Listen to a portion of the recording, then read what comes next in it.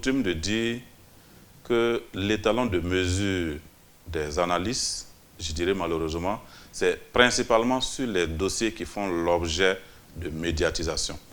Sinon, si des gens viennent à l'information, à la source, avec des calculs statistiques bien menés, eh bien, ils pourront se rendre compte clairement que l'État ne perd pas la majorité de ces dossiers, bien au contraire.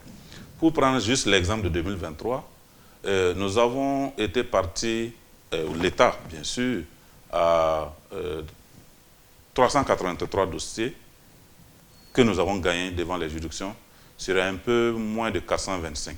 Donc sur 425 dossiers par là, nous avons gagné 383 dossiers. Ça fait un ratio global de plus de 80% de dossiers gagnés devant les juridictions au titre de l'année 2023. En fait, quand on parle de dossiers gagnants pour l'État, nous y mettons les procédures initiées par des particuliers et qui s'achèvent par des décisions d'incompétence de la juridiction ou qui s'achèvent par des décisions d'irrecevabilité de la juridiction ou enfin, bien sûr, qui s'achèvent par des décisions de rejet total des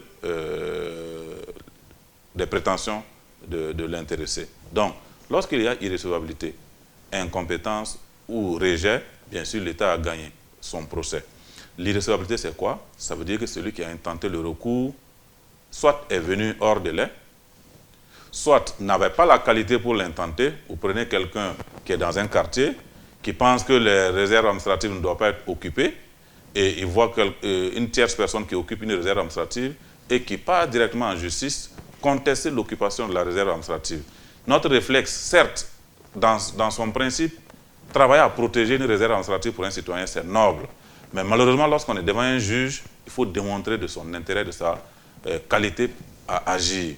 Et donc nous serons amenés à dire que cette personne n'a pas un intérêt personnel à ce que cette réserve-là soit, cette réserve administrative ne soit pas occupée par une tierce personne. Parce que, vous savez, dans les règles de l'occupation des réserves administratives, il y a des possibilités qui sont offertes à des particuliers pour les occuper.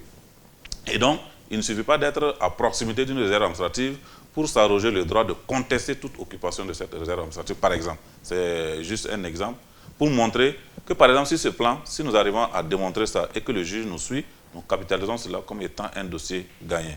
Même si, par ailleurs, nous-mêmes, après analyse, nous pouvons nous rendre compte que les intérêts de l'État sont en jeu et nous pourrions maintenant aller contre celui qui occupe la réserve administrative. Là, c'est tout un autre dossier à part.